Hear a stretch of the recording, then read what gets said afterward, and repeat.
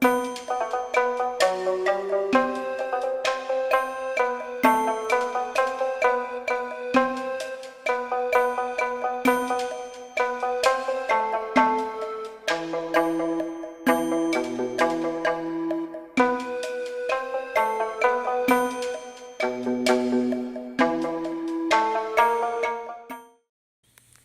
would like to go over this notion that Christianity itself, by itself,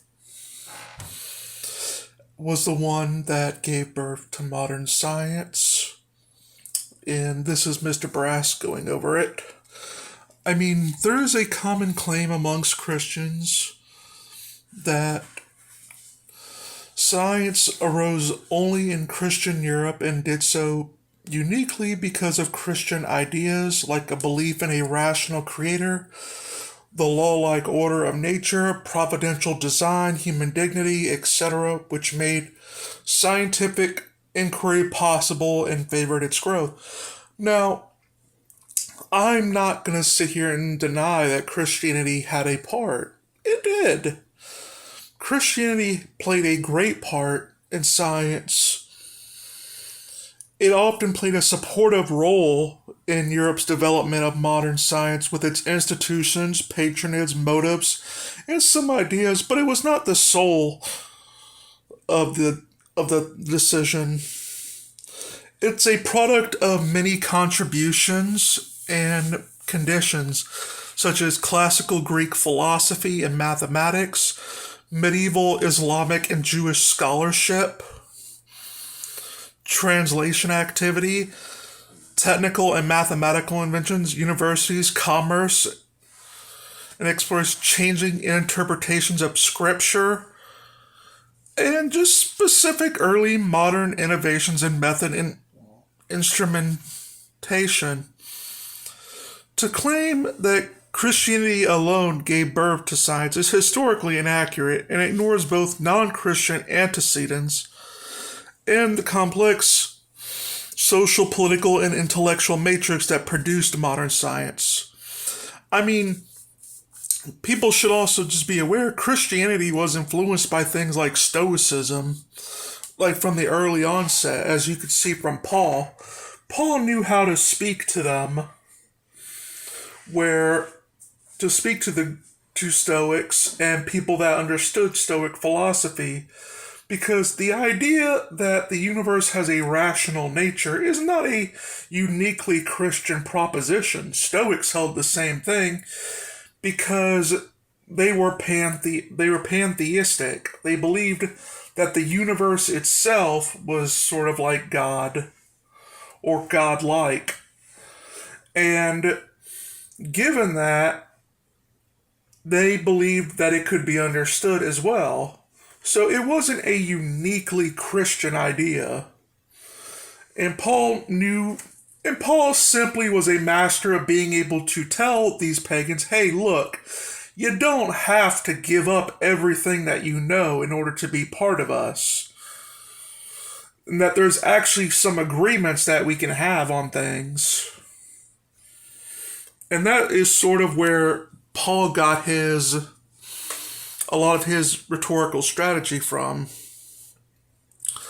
A lot of Christianity's noticeable support came from institutions like monastic communities, cathedral schools, and especially the universities, many of whom grew with papal sanctions that provided stable spaces for the study of mathematical sciences and natural philosophy. Christian thinkers like Augustine and Aquinas articulated frameworks that made nature intelligible and worthy of study, like the handmaiden idea. Some Christians, especially in the more Protestant context, argue that God's glory is revealed through disciplined study of nature. Puritan and Reformed ideas carried a similar idea. Christianity used many sources like Aristotle, Euclid, Ptolemy, Archimedes, who, as they provided core intellectual tools like logic, geometry, natural philosophy, astronomy, you know, Islamic scholarship also helped as well. From the 9th century onwards, scholars across the Islamic world undertook a massive translation movement. Greek, Persian, Indian works into Arabic, which all had to do with the whole conquering and stuff that came in Islam, where they would basically take over these lands and try to translate their tools into their language, translate their stuff into their language, and people would read it like that. And Christians benefited from this sort of stuff because they would then get the works and translate them back into their languages, and then they'd have more stuff to read. And so there was communication in these groups.